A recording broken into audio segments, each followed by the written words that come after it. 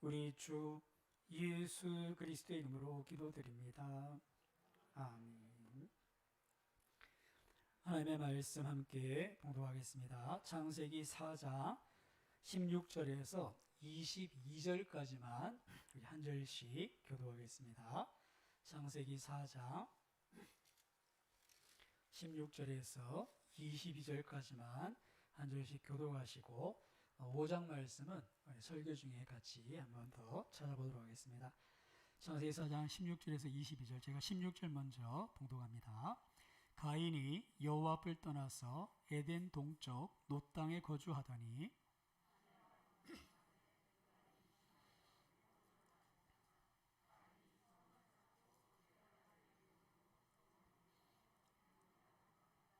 에녹이 이랏을 낳고 이랏은 무후야엘을 낳고 무후야엘은 무드사엘을 낳고 무드사엘은 라멕을 낳았더라.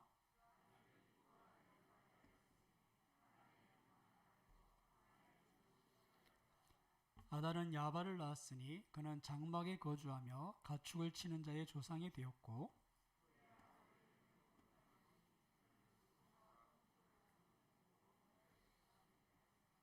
실라는 두발가인을 낳았으니 22절은 같이 봉독하겠습니다. 실라는 두발가인을 낳았으니 그는 구리와 쇠로 여러 가지 기구를 만드는 자요 두발가인의 누이는 나아마였더라. 아멘. 할렐루야. 우리 함께 감사와 찬양을 함께 드릴 텐데요. 우리 한번 손을 한번 앞으로 내시고 한번 같이 하겠습니다. 성삼위 하나님께 감사와 찬송과 영광을 올려드립니다. 아멘. 예, 오늘 예배를 기뻐 받으신 주님께 또 영광을 올려드리고 오늘 또 하나님의 말씀을 살펴볼 텐데요. 오늘은 어디에 속하였나라는 제목으로 우리가 세상에 속한 자인지 하나님께 속한 자인지를 아마 말씀의 고를 통해서 살펴보도록 하겠습니다. 창세기 말씀은 세상의 시작에 대해서 말씀해 주시고 알려주십니다. 태고에 있었던 이야기, 아무도 알지 못하는 그때에 어떤 일이 있었는지를 알려주는데요. 하나님은 창세기 말씀을 통해서 이 세상의 시작은 하나님께서 아무것도 없는 곳에서 말씀으로 무에서 유를 창조해내셨다. 하나님의 솜씨, 그분의 신성이 가득한 이 아름다운 우주를 만드셨다. 그렇게 알려주십니다. 여러분, 하나님께서 만드신 이 세상, 요즘 과학자들은 이 우주가 어떻게 생겨났을까? 그 기원에 대해서 빅뱅이라는 이론을 이야기합니다. 지난번에도 말씀드렸지만 이 빅뱅이란 그 이론 자체가 참 재미있습니다. 빅, 크다, 뱅, 꽝 터지는 소리. 그러니까 크게 꽝 하고는 우주가 생겨났다는 게 빅뱅 이론입니다. 그 빅뱅 이론을 보면 이렇게 우주가 폭발하면서 이렇게 막 흩어지면서 이렇게 생겨난 게 우주인데, 근데 요즘은 이 과학 이 빅뱅 이론에 대해서 많은 이제 문제 제기를 하죠. 그러면 처음에 폭발할 때 있었던 그거는 어디서 왔느냐? 그건 이제 설명이 안 되는 것이고, 그리고 이렇게 폭발해 나가면서 그렇게 팽창돼 가는데 우연히 생긴 세상이 이렇게 아름다울 수가 있는가? 제가 예전에 현미경으로 확대한 사진들을 한번 보여드리면서 하나님이 만드신 이 세상이 얼마나 아름다운가를 이렇게 보여드린 적이 있습니다. 꽃잎이 하나하나 정말 확대하면 확대할수록 얼마나 더 아름다운지, 심지어는 파리의 잎도 그리고 모기의 침도 정말 그렇게 확대해 보면 정말 얼마나 세밀하게 그렇게 하나님께서 만드셨는지를 우리 이렇게 볼 수 있었죠. 사람이 만든 바늘, 뾰족한 주사기 바늘은 확대하고 확대하면 거칠고 투박하고 볼품이 없지만 이 모기의 침은 확대하면 확대할수록 신기하다. 어떻게 이렇게 되는가? 그렇게 하나님의 신성이, 하나님의 솜씨가 그 안에 녹여있는 것을 볼 수 있습니다. 이렇게 하나님은 이 세상의 시작, 하나님께서 창조하셨다 하는 것을 우리에게 알려주시고요. 또 창세기를 보시면 이 세상이 시작된 것뿐 아니라 우리가 옷을 입게 된 그 기원에 대해서도 설명해 줍니다. 여러분, 사람들이 왜 옷을 입게 됐을까요? 그냥 지나가다 보니 필요해서 걸쳤겠지, 그런 게 아니라 성경은 죄로 인해서 그 죄를 가리기 위해서 우리가 옷을 입게 되었다, 그렇게 말씀합니다. 그래서 여러분, 옷이 벗겨지면 부끄럽고 수치스럽죠. 이 죄가 드러나는 그래서 부끄럽고 수치스러운 겁니다. 그리고 이것이 죄와 연관되어 있기 때문에 벗겨진 옷이 우리에게 성적인 충동을 일으키기도 하고, 또 이렇게 한편으로는 옷을 이렇게 자꾸 이렇게 슬림하게 입고 몸을 노출시키는 것을 통해서 자기를 과시하고 그렇게 이렇게 정욕적으로 변해가는 것을 볼 수 있습니다. 그런 일련의 일들이, 이 옷이라는 것이 단순히 그냥 추위와 더위 뭐 이런 필요가 아니라 죄와 관계되어 있다는 것을 우리가 볼 수 있습니다. 성경은 그렇게 이 옷의 기원, 죄와 관계 있다라고 말씀해 주시고요. 또 창세기 11장에 가시면 우리 인류의 이 다양한 언어에 대해서도 설명해 줍니다. 아니, 세상에 왜 이렇게 많은 언어가 있는가? 원래 그렇겠지라고 생각할 수 있지만, 여러분, 세상에 수많은 언어가 있고 수많은 인종의 사람이 살고 있는 것 같지만, 근데 참 놀라운 것은 혈액형은 몇 가지밖에 없다? 혈액형은 네 가지밖에 없다는 거예요. 동양인, 서양인, 흑인, 백인 다 합쳐도 그 많은 인종, 수많은 언어를 쓰는 사람들의 피를 뽑아보면 딱 네 가지라는 거예요. 그리고 우리가 창조과학에서도 살펴봤듯이 이 네 가지 피와 그 다음에 그 사람들이 이렇게 결혼하게 됐을 때 흑인, 백인, 황인종 이렇게 나눌 수 있다는 그런 유전학적으로 이렇게 살펴봤는데요. 그런 것을 거슬러 나가면 태초에 사람이 아담과 하와로부터 이 세상 인류가 이렇게 흩어졌다는 것을 우리가 이렇게 이해할 수 있습니다. 언어가 그러면 왜 이렇게 많이 나뉘었는가? 창세기 11장은 사람들이 홍수를 겪고 나서 하나님을 대적하려고, 하나님의 심판을 모면하라고 모여서 바벨탑을 쌓으니 하나님께서 보시고 이렇게 두어서는 안 되겠다 싶으셔서 사람들 흩으시는데 참 오묘한 방법을 쓰신다는 거죠. 말을 혼란스럽게 하니까, 말이 안 통하니까 서로 마음을 합칠 수 없었고 말이 맞는 사람끼리 다 흩어져서 지각하게 살게 된 그런 언어의 다양성에 대해서도 성경을 말씀해 주십니다. 한번 생각해 보십시오. 바벨탑을 쌓습니다. 토목공사 막 이루어지는데 위에서 야, 벽돌 한 장 보내줘. 근데 밑에서 얘기합니다. 그 벽돌 한 장 갖다 주면 우리 한글말을 뭐라 들었고, 이 사람이 프랑스 사람이지, 아리송 아리송 뭐 이러면 대화가 안 되는 거죠. 그렇게 언어의 장벽, 그것을 통해서 하나님 인류를 흩으시고 하나님께서 그 가운데서 사람들이 하나님을 대적하지 못하게 하셨던 것이 창세기 11장의 말씀입니다. 이렇게 태고적 이야기들, 모든 것의 기원에 대해서 성경이 말씀해 주시는데, 이런 말씀 중에 우리가 한 가지 좀 깨달아야 될 것은, 그렇게 다양한 인종, 다양한 언어, 수많은 사람들에 대해서 성경이 말씀하실 때 딱 두 부류의 사람으로만 소개를 하더라는 것입니다. 제가 예배 시작 때 말씀 묵상 때 읽어줬던 본문은 시편 1편 말씀인데요. 거기 보면 의인과 악인 두 부류의 인생밖에 소개되지 않습니다. 복 있는 사람은 악인의 길을 따르지 않는 사람, 그들은 시냇가에 심은 나무처럼 그렇게 하나님의 은혜와 복을 덧입게 되겠지만, 악인은 의인의 회중에 들지 못한다. 시편 1편은 이 시편 전체 150편의 서론이기도 하면서 모든 인류는 이 두 부류의 사람으로 존재한다 하는 것을 보여주는 그런 말씀입니다. 그리고 오늘 본문의 말씀에도 가인의 족보와 또 5장에 아벨의 뒤를 이은 셋의 족보, 두 족보를 이야기하는데요. 이것을 통해서 성경은 처음부터 창세기부터 마지막 계시록까지 주님 다시 오셨을 때 오른쪽에 한 무리 양들과 왼편에 한 무리 염소들 딱 두 줄로 세우신다는 거예요. 몇 줄로 세우신다? 두 줄이라는 거예요. 인류는 뭐 날고 기든 간에 실력 있든 간에 잘생기든 관계없이 딱 두 줄에 서야 되는데 우리가 어느 줄에 서 있는가, 그것을 오늘 한번 살펴봤으면 좋겠습니다. 구약 성경은 이 두 줄을 이렇게 두 부류를 이렇게 소개할 때 하나님을 창조주로 믿고, 그리고 그 하나님과 언약적인 관계 안에서 하나님의 말씀에 순종하며 사는 그 백성들을 이렇게 한 부류로 이렇게 따진다면, 반면에 하나님을 인정하지 않고 자기 마음대로 사는 부류, 이 두 부류로 나눕니다. 대표적인 예가 아담과 하와인데요. 선악과를 따먹느냐, 아니면 하나님 말씀, 하나님 인정하고 하나님 말씀에 순종하며 따먹지 않느냐, 이 두 가지 길밖에 없다는 것이죠.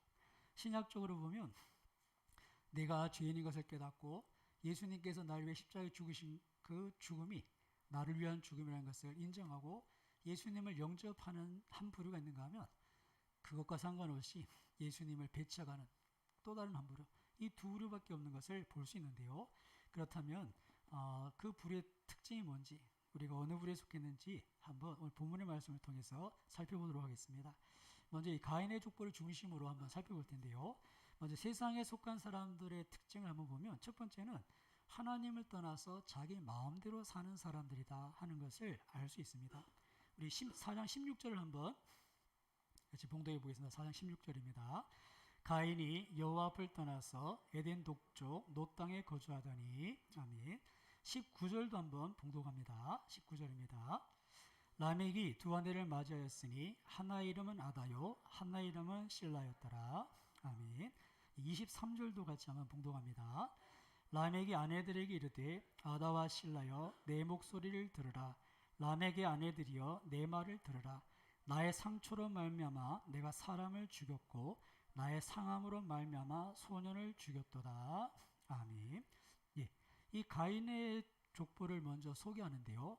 이 가인은 창세기 4장에 보시면 동생과 하나님 앞에 제사를 드렸다가 하나님께서 동생의 제사는 기뻐 받으시는데 자기 제사는 무시하는 것 같아.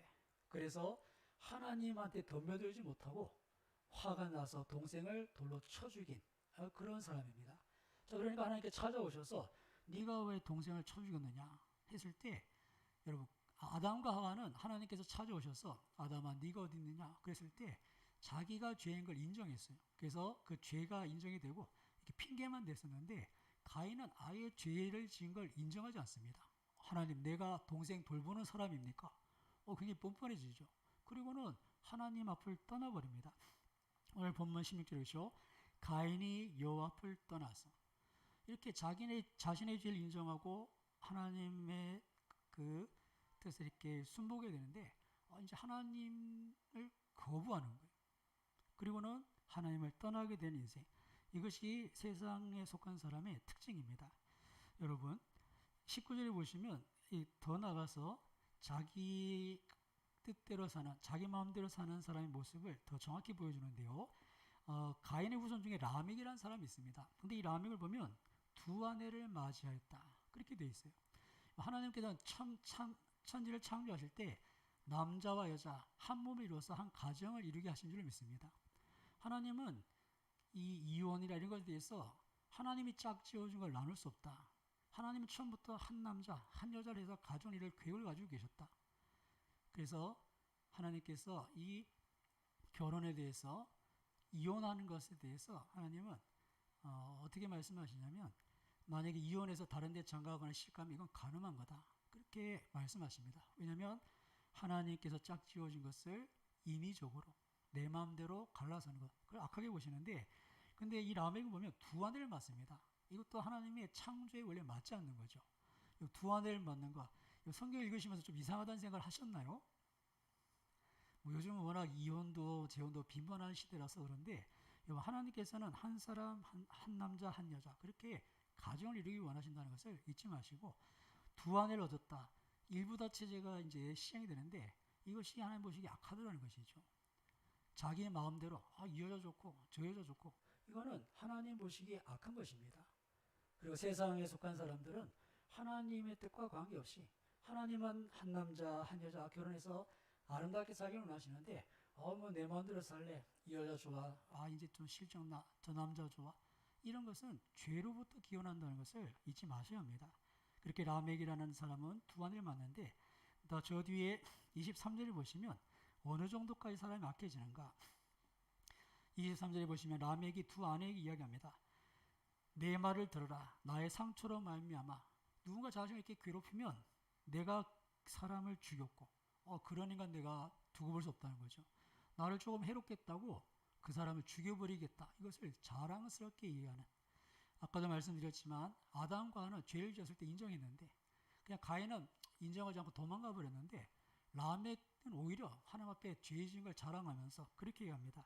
24절에 보시면 가인을 위하여는 벌이 7배일진데 라멕을 위하여는 벌이 77배이로다. 그렇게 이제 하나님도 두려워하지 않고 아나무인 그렇게 사람이 사는 것을 볼 수 있는데요. 이것이 하나님을 떠난 정말 세상에 속한 사람의 특징이라는 것을 우리가 보게 됩니다. 그러나 하나님께 속한 사람은 어떤 사람이겠습니까? 우리가 읽지 않았지만 5장 말씀을 한번 잠깐 보시면 5장 1절과 3절 두 절을 같이 한번 보겠습니다. 5장 1절과 3절입니다. 이것은 아담의 계보를 적은 책이니라. 하나님이 사람을 창조하실 때에 하나님의 모양대로 지으시되 남자와 여자를 창조하셨고 그들이 창조되던 날에 하나님이 그들에게 복을 주시고 그들의 이름을 사람이라 일컬으셨더라. 아담은 130세에 자기의 모양 곧 자기의 형상과 같은 아들을 낳아 이름을 셋이라 하였고 아멘. 하나님은 사람을 하나님의 형상대로 창조하셨고 그 하나님의 형상을 간직한 사람들, 아담이 자기 모양 자기 형상대로 낳은 아들 그 셋을 통해서 하나님의 사람들의 계보가 이어지는 것을 볼 수 있습니다. 하나님의 형상, 하나님의 사람, 곧 하나님의 성품을 닮아가는 그런 천국 시민의 모습인 거죠. 그렇게 하나님께 속한 사람들은 그렇게 하나님을 닮아가는 그런 모습을 보여줍니다. 하나님 무시하고 자기 마음대로 사는 일이 아니라 하나님의 뜻을 따르고 하나님의 마음을 품고 그렇게 하나님을 닮아가는 이들이 하나님께 속한 자들인 것이죠. 사랑하는 여러분, 오늘 이 아침에 우리 자신을 살펴봤으면 합니다. 내가 이 예배의 자리에 서서 또 이 말씀을 듣고 있으면서 정말 내가 하나님을 닮아가고 하나님을 가까이 하고자 하는 내가 좀 하나님께 속한 자임을 우리가 정말 기억하는 그런 시간인지, 아니면 이 예배의 자리에서조차도 그냥 하나님 앞에 눈도장 찍고 그리고 여전히 우리의 마음은 세상에 있고 여전히 우리가 예배 자리에 있지만 하나님 인정하지 않는 어쩌면 세상에 속할 수 있다는 것을 우리 한번 기억했으면 좋겠는데요. 여러분, 우리에게 있어서 내 마음대로 사는 것인가, 아니면 하나님을 두려워하고 하나님을 인정하며 그 말씀대로 살려고 우리가 노력하는가, 그것이 내가 어디에 속해 있는가를 나타내 준다는 것을 여러분 잊지 마십시오.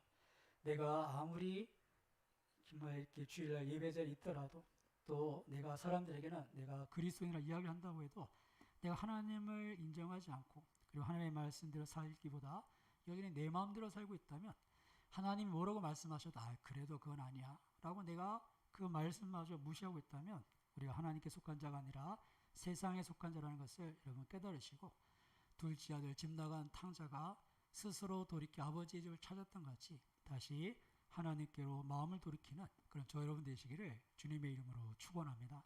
하나님께로 돌이켜야 됩니다.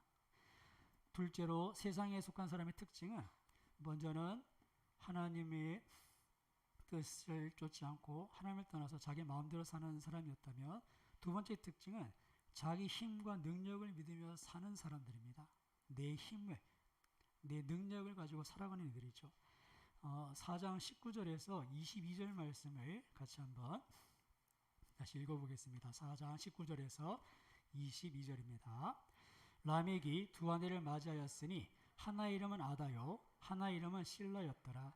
아다는 야발을 낳았으니 그는 장막에 거주하며 가축을 치는 자의 조상이 되었고, 그의 아우의 이름은 유발이니 그는 수금과 퉁소를 잡는 모든 자의 조상이 되었으며, 실라는 두발가인을 낳았으니 그는 구리와 쇠로 여러 가지 기구들을 만드는 자요 두발가인의 누이는 나아마였더라. 아멘. 가인의 후손에 대한 소개인데요. 라멕이 낳은 아들과 딸에 대한 소개를 합니다. 그 모습을 이렇게 보시면 정말 열심히 살았던, 그리고 세상적으로는 큰 성공을 이뤘던 사람들인 것을 알 수 있습니다. 한번 보시면 먼저 야발이라는 사람이 소개되는데요. 20절에 보시면 이 야발을 장막에 거주하며 가축을 치는 자의 조상이 되었다 이렇게 표현합니다. 물론 3장에 보시면 아벨도 양을 치는 자였지만, 아벨이 만약에 서남시장에 족발 파는 사람이라면 이 야발은 전국에 체인을 둔 모구촌 회장쯤 되는 그런 사람입니다. 그러니까 이 급수가 다르고 또 그런 어떤 그 시대의 목축업의 그런 선두주자로서 이름을 날릴 정도면 그 얼마나 이렇게 많은 노력을 했을지 우리가 쉽게 짐작할 수 있습니다. 어떤 분야에서 독보적인 존재가 된다는 것은 정말 특별한 노력이 없이는 운만으로는 이룰 수가 없는 일이죠. 그렇게 가축을 치는 자의 조상이 된 야발, 그리고 21절에 보시면 유발이라는 사람도 있습니다. 유발은 수금, 퉁소 이렇게 악기를 다루는 모든 자의 조상이 되었다. 그러니까 그 고대 시대에 세상의 문화는 이 사람 손에서 나왔다. 그렇게 보면 될 겁니다. 뭐 요즘 시대에 뭐 웬만한 PD, 뭐 웬만한 이렇게 기획사의 뭐 대표는 뭐 손도 댈 수 없는 그런 역할인 거죠. 그냥 뭐 이렇게 교사로 친다면 뭐 우리 동네에 있는 이렇게 학교에 뭐 방과후 음악 선생님이 아니라 정말 국립 실용악단이나 교향악단이나 실용악단 정도에는 그런 정도를 이렇게 이끌어가고 영향력 있는 그런 사람인 것을 알 수 있습니다. 혹시 악기를 다루시는 분이 계신지 모르겠지만 악기라는 게 하루아침에 이렇게 연주하고 실력이 늘 수 있는 그런 게 아닙니다. 저도 기타를 몇 년 쳐봤는데 늘 제자리 이렇게 조금 뭐 이렇게 정도 더 이상 이렇게 실력을 늘리려면 정말 많은 노력이 필요합니다. 예전에 피아노 치는 사람 이야기를 들은 적이 있는데요. 피아노를 치려다가 연습을 하루 쉬면 자기가 안다는 거예요. 아, 이게 좀 안 맞다. 근데 피아노 치는 사람이 일주일을 쉬면 옆에서 그 사람을 보던 사람이 야, 너 요즘 어떻게 피아노 안 치냐라고 일주일만 안 쳐도 안다는 거예요. 근데 한 달 안 치면 어떻게 되겠습니까? 연주소를 듣는 사람 다 안다는 거예요. 음악을 몰라도 저 사람 옛날에 안 그랬는데 한 달만 노력 안 해도 피아노 소리가 차이가 난다는 거예요. 근데 여러분 이 유발이 누굽니까? 수군과 퉁소를 잡는 모든 자의 조상. 얼마나 노력했을지 우리가 충분히 이해할 수 있습니다. 그리고 더 놀라운 것은 두발가인이라는 사람인데요. 22절에 보시면 두발가인은 어떻습니까? 구리와 쇠로 여러 가지 기구를 만드는 자다. 그렇게 소개합니다. 여러분 구리와 쇠는 철이죠.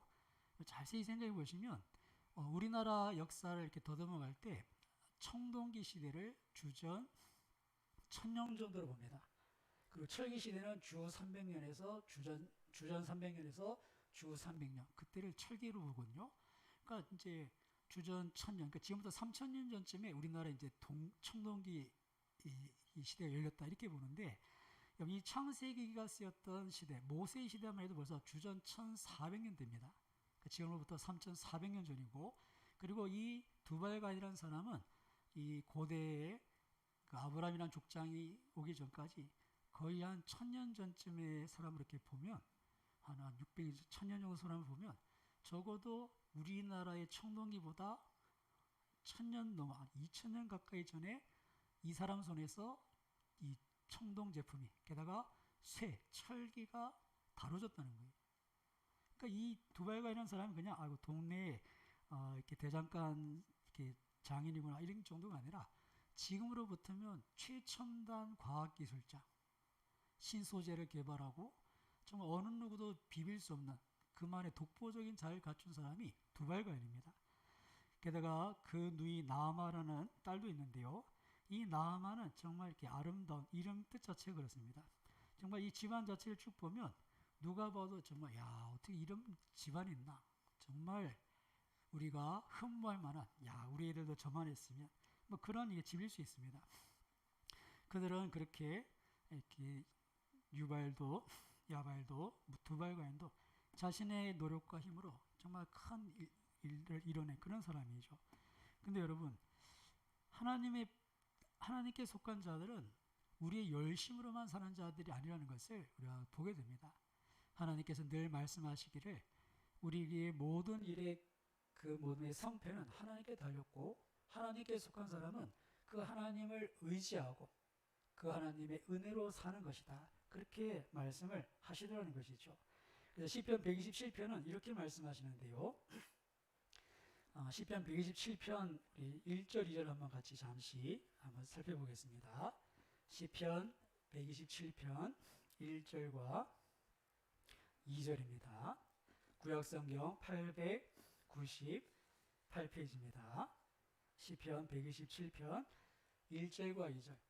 하나님께 속한 자들은 또 세상에 속한 자들은 어떤 차이가 있는가? 한번 1절 2절 같이 봅니다. 여호와께서 집을 세우지 아니하시면 세우는 자의 수고가 헛되며 여호와께서 성을 지키지 아니하시면 파수꾼의 깨어 있음이 헛되도다. 너희가 일찍 일어나고 늦게 누며 수고의 떡을 먹음이 헛되도다. 그러므로 여호와께서 그의 사랑하시는 자에게는 잠을 주시는도다. 아멘. 아까 말씀드린 것처럼 세상에 속한 사람들은 야발, 유발, 두발가인 같이 자기의 여신, 자기 힘으로 사는 사람입니다. 집을 세우기 위해서 노력하고 자신의 성을 지키기 위해서 밤새도록 깨어서 수고하는, 그렇게 수고롭게 사는 것이 인생이죠. 여러분, 오늘날도 많은 사람들이 내가 세우고자 하는 것, 그것을 위해서 최선을 다합니다. 오전에 우리 청년부 성경 공부를 했는데 우리가 세우고 싶은 게 뭐가 있냐? 일단 이제 졸업을 앞둔 우리 정민이 같은 경우는 이제 4학년이 대학교 4학년이니까 취업, 직업을 얻는 것, 그걸 이렇게 세워가고 싶은 걸로 이렇게 이야기를 하고, 그렇게 우리가 이렇게 뭔가 만들어가고자 하는 것, 우리 그것을 위해서 열심을 다하는 것이죠. 그리고 또 우리가 지키고 싶은 게 있습니다. 어차피 부모 세대와 자녀들을 지키고 싶고, 또 우리 여성분들도 가정을 지키고 싶고, 이런 것들 있잖아요.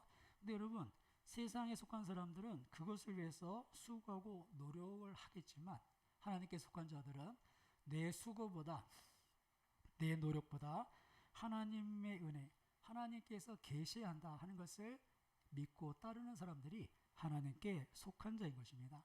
그리고 그런 자들에게는 2절에 보시면 너희가 일찍 일어나고 늦게 누우며 수고의 떡을 먹음이 헛되도다. 그러므로 여호와께서 그의 사랑하시는 자에게, 하나님께 속한 자들에게 잠을 주신다. 이 잠은 은혜라는 것입니다. 우리가 밤낮 피곤하게 수고하는데 이제는 쉬어라. 그러면 졸지 않고 주무시지 않는 하나님께서 우리가 세워야 될 집을 세워주시고 내가 지켜야 할 성을 하나님께서 지켜주신다는 것이죠. 그렇게 우리는 하나님께 속한 자들은 하나님의 은혜로 사는 자들인 줄 믿습니다. 내 힘으로 사는 자가 아니라, 내 열심으로 사는 자들이 아니라 하나님의 은혜로 사는 것이죠. 그렇게 하나님께 속한 자와 세상에 속한 자의 삶은 완전히 다릅니다. 자, 그렇다면 우리가 살펴본 이 가인의 후손들, 정말 나름대로 업적을 이루고 그렇게 사람들 앞에 자랑할 만한 그런 삶을 살았었는데요. 그러나 여전히 하나님을 떠나서 자기 마음대로 자기 열심으로 살았던 그 인생에 대해서 하나님을 어떻게 평가하시는가? 하나님을 의지하고 은혜로 살아가는 하나님의 백성들과 어떤 차이가 있는가? 그것을 하나만 살펴보고 말씀을 마무리하도록 하겠습니다. 우리가 아까 읽었던 족보를 보시면 가인의 족보와 5장에 있는 그런 세세 후손의 족보에 여러 가지 차이가 있는데요. 여러 가지 좀 다른 모습을 볼 수 있는데 4장의 가인의 족보는 화려합니다. 정말 한 분야의 조상이라고 불릴 만한 그런 뛰어난 업적을 이루었고요. 근데 5장에 보시면 특이하게 몇 살에 누굴 낳고 이렇게 몇 살 살았는지 그렇게 쭉 그들의 족보를 기록하고 있는 것을 볼 수 있습니다. 근데 오히려 뭐 한 거는 잘 없어요. 그런데 여러분, 여기서 우리가 중요하게 알아야 될 것이, 왜 하나님은 이렇게 큰 업적을 이루고 정말 나름대로 성공하는 그들에 대해서는 그들이 몇 살 살았는지를 이야기하지 않으면서 이 애 낳고 죽군, 뭐 특별한 일이 없는 이 세세 후손들에 대해서는 몇 살을 살았는지를 기록하고 있는가? 그 차이점을 우리가 한번 살펴봐야 되는데요. 여러분, 이 차이는 사실 별거 아닌 것 같지만 굉장히 큰 차이가 있습니다. 그게 뭐냐면, 우리가 하루를 살아도 믿음으로 사는 것은 하나님께서 기억하시는 줄 믿습니다. 하나님께서 믿음으로 사는 자들의 삶을 기억하세요. 근데 하나님 없이, 믿음 없이 사는 사람들의 삶을 하나님께서 기억을 하지 않는다는 거예요. 그래서 어떻습니까? 이렇게 놀라운 업적을 이룸에도 불구하고 하나님은 그들의 삶을 인정하지 않습니다. 그들의 100년을 살든 200년을 살든 그들의 삶은 하나님 보시기에 의미가 없는 것이라는 거죠. 반면에 어떻습니까? 5장에 보시면 몇 살 살다가 누굴 낳고 또 몇 살에 죽고, 정말 어떻게 보면 별 볼일 없는 인생 같은데 하나님은 그들의 나이, 그들의 삶 하루하루를 다 기억하시고 그들의 삶을 인정하고 있더라는 것입니다. 하나님을 인정하고 하나님의 은혜로 사는, 그렇게 자기 마음대로 사는 인생이 아니라 하나님의 말씀에 순종하는 자들, 그들을 하나님께 속한 자로 인정하시고 그들의 삶을 인정해 주셨던 것이죠. 사랑하는 여러분, 서론에 말씀드린 것처럼 인생은 크게 여러 가지 인생이 있지 않습니다. 다 각자의 주어진 삶이 있지만 딱 두 가지 인생입니다. 세상에 속한 자인가 하나님께 속한 자인가. 그리고 그 특징은 방금 살펴봤듯이 정말 자기 힘으로 사는, 어쩌면 그 사람들이 더 멋있어 보여. 자수성가한 것 같고 한 분야의 업적을 이룬 것 같고, 정말 알고 나도 저렇게 살아봤으면 싶은 마음이 들 수도 있겠지만 하나님 없는 삶을 하나님께서 인정하지 않는다는 것을 잊지 마십시오. 오히려 우리가 정말 별 볼 일 없어 보여도 믿음으로 살고 좀 하나님의 뜻에 순종하며 살고 그리고 내가 열심을 다하지만 내가 살아가는 것은 하나님의 은혜라고 기억하고 하나님 앞에 나갈 때 하나님은 그 삶 자체를 인정해 주시고 그 모든 것을 기억해 주신다는 것을 꼭 기억하셨으면 좋겠습니다. 말씀을 마무리하겠습니다. 성경에 보면 예수님께서 돌아온 탕자의 비유를 말씀하신 부분이 있습니다. 이 탕자는 자기 마음대로 살고 싶어서 아버지 집을 떠나게 됩니다. 어쩌면 그는 세상에 속한 자였을지 모르죠. 그러나 그는 그 하나님을 떠난 자리, 어쩌면 행복을 찾아 떠났고 자유를 찾아 떠났지만 결국 얼마 가지 못해서 절망적인 상황에 놓이게 됩니다. 그래서 참 감사한 것은 그가 그곳에서 하나님을 기억하고 아버지 집으로 돌아오더라는 것이죠. 사랑하는 여러분, 우리가 어디 있든지 간에 하나님을 기억하면, 하나님께로 돌아오면 하나님은 우리를 두 팔 벌려 맞이하신다는 사실을 잊지 마십시오. 우리가 하나님을 인정하고 하나님 앞에 우리 자신의 이 모든 상을 아려면 하나님은 그 모든 것을 받아주십니다. 그렇지 않고 끝까지 내 힘으로 살고 내 열심으로 살고 하나님 무시하고 내 마음대로 살면 그 마지막은 분명합니다. 마지막 주님 앞 다시 오시면 오른쪽 양들, 왼쪽 염소, 이 두 부류에서 하나님께서 인정하지 않는, 내가 너희를 도무지 알지 못한다, 불법을 행한 자들아 다 내게서 떠나가라, 그러시면 우리는 슬피 어둠에 쫓겨나서 이를 갈고 영원한 저주를 받을 수밖에 없는 것입니다. 오늘 아침 우리가 정말 하나님의 말씀 앞에서 내가 어디에 속했는가, 우리가 평생 우리의 삶을 살아갈 텐데 우리 인생의 가장 중요한 문제는 지난번 말씀처럼 우리가 이 나그네 인생을 마치고 어디로 돌아가느냐입니다. 영원한 운명, 그 갈림길에서 우리가 어디에서 발견되는가. 바라기는 우리가 늘 이렇게 예배와 말씀 속에서 내가 어디에 속했는가를 기억하면서 우리가 정말 어찌하든 하나님 앞에서 우리가 세상으로 나갔더라도 돌아온 탕자처럼 아버지 품에서 새롭게 발견될 수 있기를 주님의 이름으로 축원합니다. 한번 기도하겠습니다.